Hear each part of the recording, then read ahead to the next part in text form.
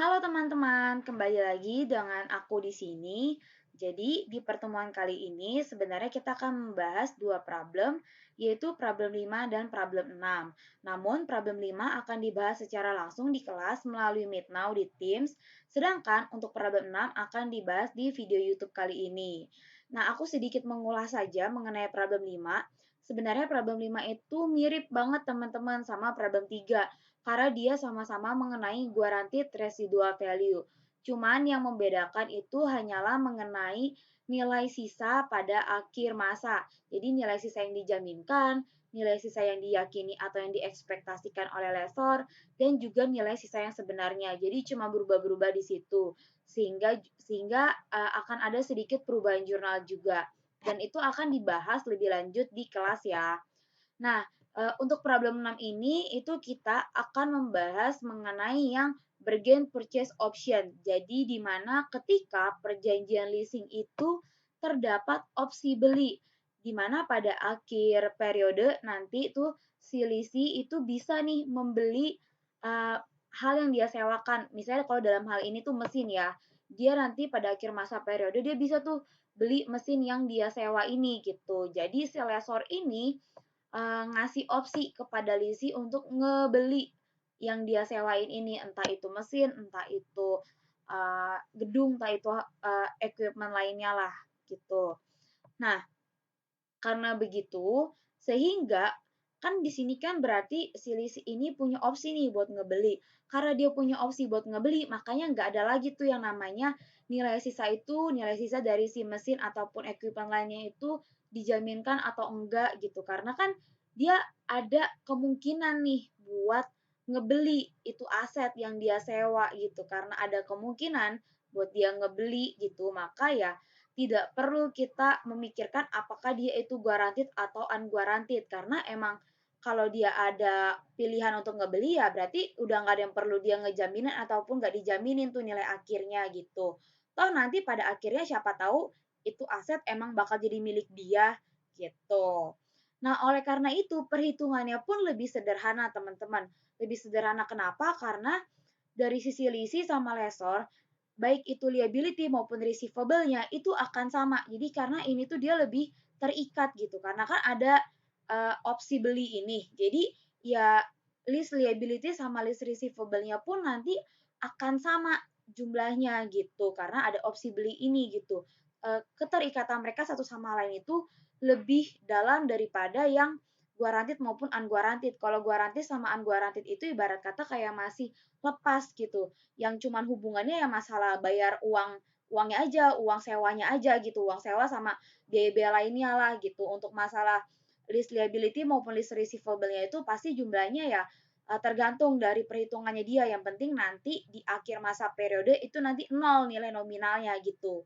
Sedangkan karena di sini ada opsi beli, maka mereka lebih saling berkaitan satu sama lain gitu. Oleh karena itu nanti nilai nominalnya pun akan sama baik dari list liability maupun list receivable gitu. Karena kan bisa jadi nih ujung-ujungnya dia bakal mengadakan transaksi dengan si lessor sama lisi ini. Lessor sama lisi ini bakal mengadakan transaksi gitu ujung-ujungnya mengenai pembelian aset yang dia sewa ini gitu. Nah, jadi kita langsung masuk aja ke pembahasan problem 6. Di sini ceritanya Master Co menyewakan. Kalau dia menyewakan, berarti dia adalah lessor. Sebuah mesin kepada Chefco. Nah, karena si Chefco ini yang nyewa, berarti dia itu lisi gitu ya. Nah, di mana jangka waktu lease adalah 3 tahun. Oke, perjanjian dalam kontrak menyatakan bahwa lisi harus membayar 270 juta setiap awal tahun. Berarti dia annuity due basis. Pembayaran pertama dilakukan pada 1 Januari 2021. Pembayaran tersebut sudah termasuk beban pajak dan beban asuransi sebesar 20 juta dan 36 juta setiap tahun. Nah, kalau dia udah termasuk 270 juta ini udah termasuk nih pajak sama asuransi. Berarti berapa sih yang list payment-nya aja, berapa sih nilai pokok pinjamannya? Nilai pokok sewa sewa si mesin ini gitu. Nah, berarti nilai pokok sewa mesinnya itu kita harus mengurangi duit yang harus dia bayarkan setiap awal tahun dikurangi sama beban-bebannya. Jadi 270 juta dikurangi sama 27 juta dikurangi juga dengan 30 juta. Nanti kita ketemu nih, PV of lease payment-nya itu sebesar 207 juta. Nah, ini belum PV ya, ini masih lease payment-nya aja. Kalau kita mau bikin present value-nya, maka kita harus melihat ke tabel PVIFA dikali sama 1 plus 1. Nah, balik lagi ya teman-teman. Kalau teman-teman mau menghitung secara manual pun, aku persilakan. Tapi kalau kalian mau lebih simple, kalian bisa langsung lihat ke tabel PVIFA. Nah, ini tabel PVIFA. Nah, kita lihat di sini dia balik lagi. Sebelum itu kita cari tahu dulu berapa sih rate-nya.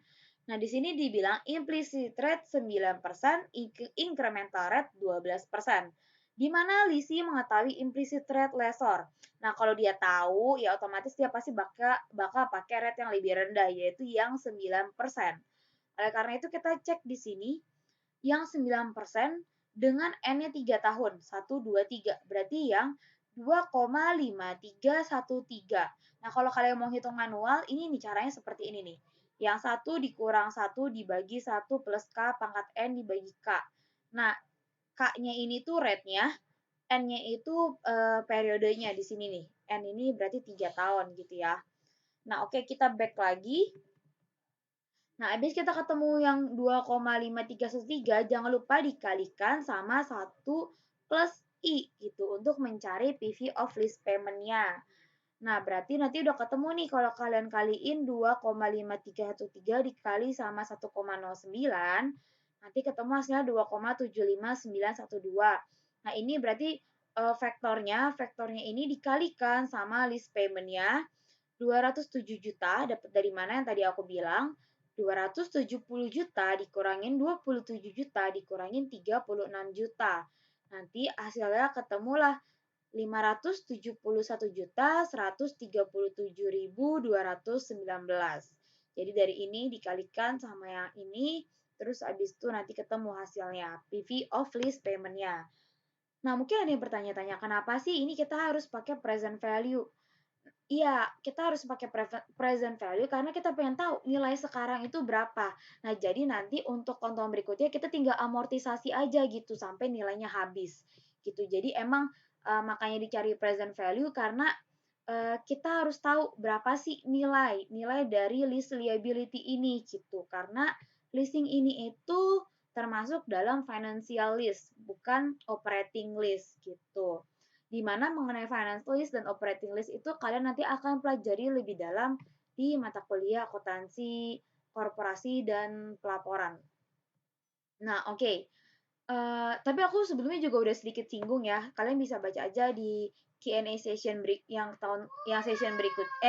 session sebelumnya itu udah aku singgung mengenai financial list sama operating list. Tapi kalau misalnya kalian ada yang masih mau tanya-tanya mengenai hal itu, kalian bisa langsung tanya ke aku atau kalian bisa searching di Google juga nggak apa-apa. Nah, oke. Maka kita harus cari PV of lease payment-nya. Nah, setelah itu kita lihat. Karena di sini opsi beli, berapa sih harga yang bisa dibeli gitu. Jadi, ketika selisih ini mau beli itu mesin, dia harus bayar berapa gitu. Nah, di sini dibilang bahwa selisih ini bisa bayar 30 juta untuk membeli mesin itu pada akhir masa lease. Nah, maka di sini berarti 30 jutanya kita masukin di sini dan jangan lupa dikalikan sama vektornya karena kita harus bikin ini ke dalam present value. Nah, kita lihat di sini PV of BPO-nya berarti 30 juta dikali sama 0,77220. Dapat dari mana? Kita lihat ke tabel PVIF. Nah, di sini kita lihat tabel PVIF. PVIF yang 9% 3. Nah, di sini ya 0,7722. Nah, kemudian habis itu kita kalikan berarti 30 juta sama 0,772. Nanti hasilnya ketemu deh list liability-nya itu sebesar 594.303.219. Ini nilai nominal list liability-nya, nilai present value-nya. Nah, kemudian seperti biasa kita akan membuat amortization schedule. Nah, di sini dibilang jangka waktunya itu pembayaran pertama dilakukan pada 1 Januari 2021. Berarti kita mulai dari tahun 2021, 1 Januari 2021. Nah, di sini kita masukin seperti biasa, masukin list nominal list liability-nya, yaitu 594.303.219. Nah, kemudian kita masukkan nih annual list payment-nya. Annual list payment-nya pasti 270 juta. Nah, kemudian untuk biaya pajak dan asuransi ini dimasukkan ke dalam executory cost ditambah. Nah, kemudian habis itu berarti seperti biasa ini pokoknya untuk tabel amortisasi ini bakal sama terus, teman-teman. Jadi untuk mencari reduction to list liability ya tinggal kurangin aja nih dari annual list payment sama executory cost. Karena ini masih tahun pertama ya otomatis belum ada bunga yang diakui dong. Itu kan baru gitu ya. Nah, habis itu berarti carrying value of list liability-nya kalian kurangin aja dari yang list liability dikurangi sama reduction-nya. Begitu terus sampai tahun ketiga. Nah, tapi di tahun kedua dan ketiga pasti ada bunga dong gitu. Karena kan udah setahun berlalu ya, pasti ada bunga gitu. Nah, bunganya seperti biasa jangan lupa dikaliin sama carrying value of lease liability. Jadi 387 sekian dikaliin sama 9%. Nah, ini juga yang tahun 2023 juga sama, dari carrying value tahun 2022 dikalikan sama 9%. Nih, seperti ini ya. Nah, kemudian untuk di tahun terakhir ya, karena dia ada opsi beli, maka di sini, nah di soal juga bilang, pada akhir masa lease, Lisi membeli mesin tersebut dari lessor. Nah, ini tuh dibilangnya itu uh, kan pasti ya pada saat kita bikin ini kan kita masih belum tahu nih ya. Ini kan tunggu sampai kayak waktu berjalan gitu. Ini karena soal aja, karena soal kan pasti harus secara keseluruhan gitu ya. Jadi kita tahu. Tapi di saat kita bikin transaksi kan kita nggak tahu gini kira-kira dia bakal beli atau enggak gitu. Nah, meskipun kita nggak tahu ya kita tetap include si BPO ini, si opsi ini gitu. Karena ya ini takutnya dia bakal memutusin untuk beli. Nah, jadi sebenarnya informasi mengenai pada akhir masa lease, Lisi membeli mesin tersebut dari lessor itu tujuannya itu sebenarnya untuk lebih ke jurnalnya. Tapi kalau untuk hitung-hitungannya ya pasti seperti ini teman-teman gitu. Karena ya dari awal dia ada opsi gitu. Jadi kemungkinan besar ya dia pasti bakal beli sih gitu. Makanya kita udah bikin nih PV of BPO-nya. Makanya di akhir sini, di akhir masa ini, dia amortization schedule ini, kita juga tetap include annual lease payment-nya 30 juta. Nah, sebenarnya kan ini udah kelar nih ya. Ya, yang annual lease payment yang emang berkaitan dengan leasing, tapi di akhir masa karena ada BPO ya pasti ada angka di sini sebesar 30 juta gitu.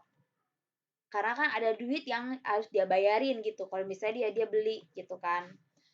Nah, kemudian untuk interest expense-nya juga sama, tapi seperti biasa karena ini di akhir ya, udah di akhir, kita pasti bakal bikin ini carry value-nya jadi 0 gitu. Jadi ya pasti kalian tinggal ambil aja reduction to list liability-nya ya sebesar 27.524.954. Kita langsung plug aja. Nah, kemudian interest expense-nya juga kita plug aja nih dari selisih yang ini sama yang ini nih, yang annual list payment sama reduction-nya. Dan karena emang masalah apa tuh bayar leasingnya aja udah habis, berarti udah nggak ada executory cost lagi ya. Makanya di sini executory cost-nya itu 0 gitu. Nah, untuk yang lessor, dari sisi lessor juga sama persis. Jadi teman-teman cuma tinggal copy dan ganti aja nih namanya. Cara hitungnya juga sama banget gitu. Cuman ya bedanya di sini pasti receipt, terus habis itu di sini interest revenue gitu ya. Cuma bedanya di situ aja. Oke, nah sekarang kita langsung masuk ke jurnalnya. Nah, untuk jurnal dari tahun pertama sampai tahun ketiga sebelum akhir gitu ya, sebelum masalah dia beli atau enggak, itu tuh sama jurnalnya, cuman angkanya itu akan berbeda dari sisi mana? Dari sisi depresiasi gitu. Nah, dalam hal ini untuk right of use asetnya mereka sama-sama 594.303.219. Ini aku langsung full screen aja. Nih, di sini right of use asetnya itu dia 594. Nah, list liability-nya 594 juta juga. Di sini list receivable-nya 594 juga mesinnya 594. Jadi untuk ini nih, ini jurnalnya sama, terus habis itu angkanya mereka pasti akan sama gitu ya. Karena list receivable sama list liability-nya sama. Nah, kemudian untuk yang masalah dia bayar, nah kalau aku dimasukinnya itu dipisahkan property tax expense sama insurance expense karena dia bilang ada beban pajak sama beban asuransi. Kemudian, tapi setelah melakukan diskusi dengan koornya, diputuskan untuk masuknya semuanya ke property tax expense gitu karena kita ngikutin dosen juga karena katanya dosen baik itu masalah biaya asuransi itu juga tetap dimasukinnya ke property tax expense. Jadi teman-teman nanti ini masalah insurance expense-nya ataupun prepaid insurance yang di sini, tolong kalian langsung masukin aja ke property tax expense ya. Jadi begini nih, 27 juta ditambah sama 36 ya 63 gitu. 63. Jadi ini insurance expense-nya udah nggak ada, dihapus aja gitu. Ya ini prepaid insurance-nya juga nggak ada, dihapus aja. Kenapa aku bikinnya dulu ada insurance expense sama prepaid insurance itu karena dulu pas aku inter 2 itu masih seperti itu cuma sekarang udah sedikit ada perbedaan gitu ya teman-teman. Oke, jadi kita langsung lanjut aja. Sebentar ini di dipindahin dulu, dinaikin ke atas. Kita naikin ke atas ini. Sepertinya tidak bisa.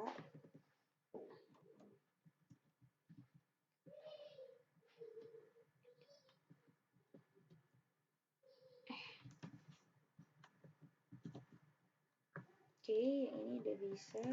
Bentar ya, kita pause dulu. Oke, kita lanjutin ya. Ini udah aku rapihin tadi. Nah, balik lagi ya. Di sini kan sama persis tabelnya untuk yang dari sisi lesor. Nah, berarti di sini juga sama nih mengenai interestnya gitu. Nah, habis itu kita lanjut tadi. Berarti ini yang jurnal 1 udah aman. Dia tetap sama, right of use asset pada list liability dari sisi lesor, list receivable pada mesin. Nah, angkanya mereka sama gitu, baik list liability maupun list receivable angkanya sama. Dan kemudian yang masalah ini udah masuk semua ke property tax expense. Kalau di lesor dia masuk semua ke property tax payable. Nah, ini udah masuk semua ya. Nah, kemudian untuk depresiasi. Nah, kan aku tadi bilang ya, angkanya tuh sama semua, tinggal ambil dari jurnal, model-model pengerjaannya sama gitu kayak yang sebelum-sebelumnya, ambil dari jurnal aja gitu. Nah, untuk depresiasi karena di sini dia ada pilihan opsi untuk beli, maka ya di sini kan dibilang ya ada opsi untuk beli.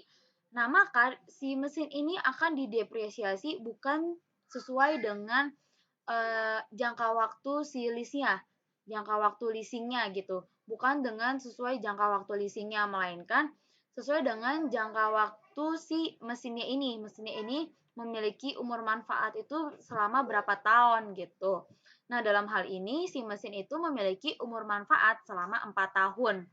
Terus jangka waktu lease-nya itu 3 tahun. Nah, yang kita pakai untuk depresiasi itu adalah yang 4 tahun gitu. Jadi karena dia ada opsi beli, maka dia akan mendepresiasikan mesinnya ini tuh sesuai dengan umur manfaat dari mesin tersebut gitu.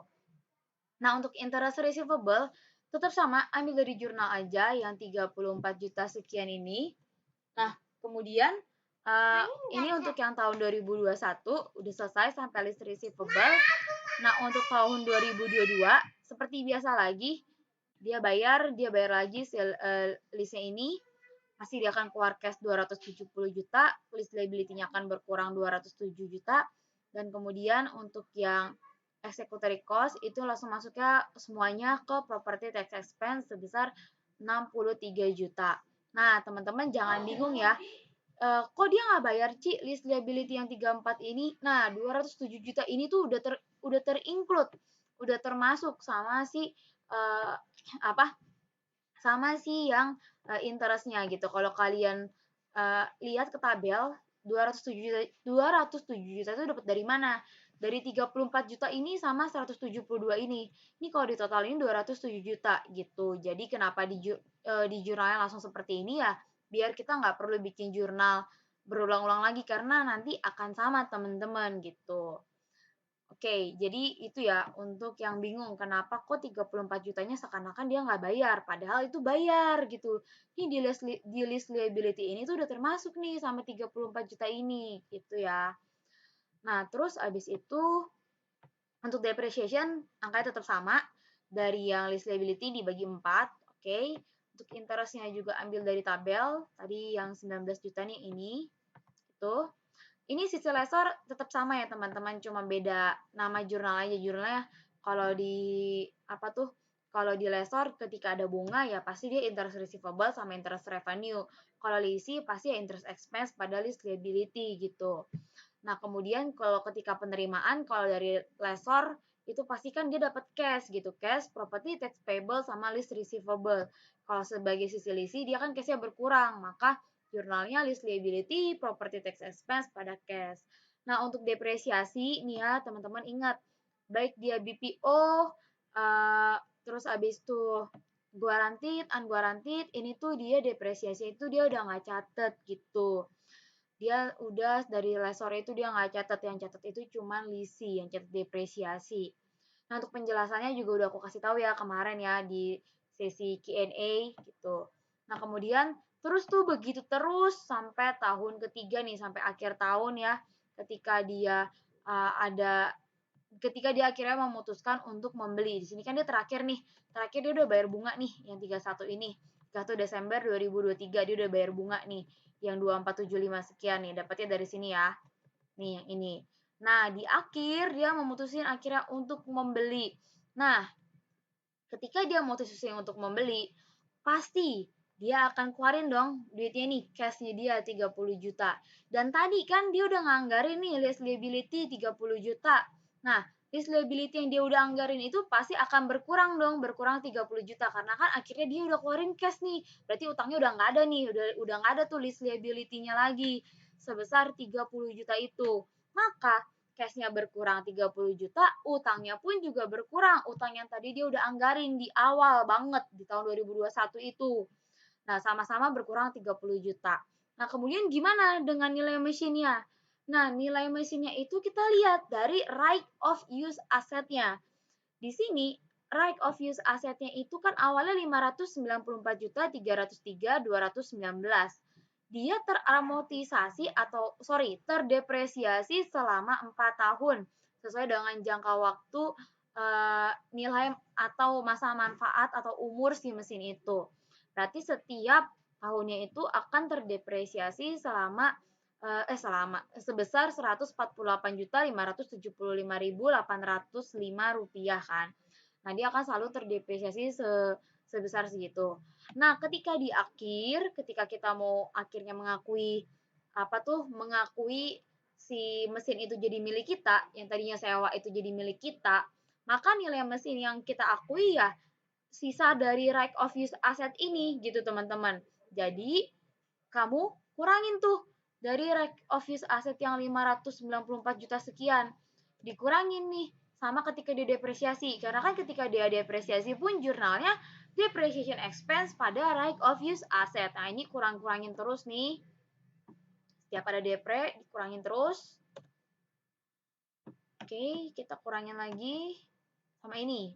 Nah, hasilnya ketemulah 148.575.805. Nah, dengan begitu berarti kita mengeluarkan duit 30 juta untuk mendapatkan si bentar ya. Oke, maaf ya teman-teman, ada sedikit gangguan tadi. Nah, jadi dengan dia mengeluarkan 30 juta ini, maka dia akan mendapatkan mesin ini senilai 148.575. Nah, kemudian di sini kenapa sih Ci ada jurnal lagi nih di akhir 31 Desember 2024? Ini tuh cuma mau ngasih tahu aja gitu. Kan mesin ini tuh memiliki masa manfaatnya 4 tahun, 4 tahun. Nah, otomatis di tahun keempat ini dia udah bakal habis gitu. Karena kan emang umur dia cuma 4 tahun. Maka di tahun keempat ini pasti dong perusahaan pasti bakal nyatet kan depresiasi setiap tahun gitu pasti bakal nyatet depresiasinya sebesar berapa? Ya sebesar 148 juta ini, karena ya sama aja sih dari yang 500 tadi dibagi 4 gitu. Jadi ya otomatis nanti di akhir masa ya ujung-ujungnya nilai mesin ini tuh ya bakal habis gitu. Nilai netnya ya, bukan nilai dari akun mesinnya tapi nilai netnya. Karena kan kita pakainya accumulated depreciation. Nah, accumulated depreciation ini kan kontra account dari si mesin gitu. Jadi secara tidak langsung nilai netnya itu habis gitu meskipun ada tertulis mesin sebesar berapa gitu, tapi karena emang masa manfaatnya 4 tahun ya pasti di tahun keempat ya nilai nilai si mesin ini ya habis gitu. Nah, dari sisi lesornya ya dia bakal catat apa? Dia cukup catat cash pada list receivable gitu karena kan emang asetnya dari awal pun udah karena dia ini financialist, aset itu emang kayak udah diserahkan gitu ke si yang nyewa gitu kan, berarti ya, segala macam depresiasi apa atau hal lainnya itu udah diatur kan sama yang nyewa ini, makanya dia cukup nyatet cash pada list receivable. Oke, jadi untuk yang problem 6 ini cukup lebih simple dibanding yang lainnya karena dari segi angkanya pun mereka sama baik dari sisi lesor maupun sisi lisi. Nah, bagi teman-teman yang masih bingung atau kurang paham, teman-teman bisa langsung tanya aku di kolom komen ataupun di Q&A session yang ada di Microsoft Teams. Oke? See you teman-teman di pertemuan Meet Now kita. Bye bye.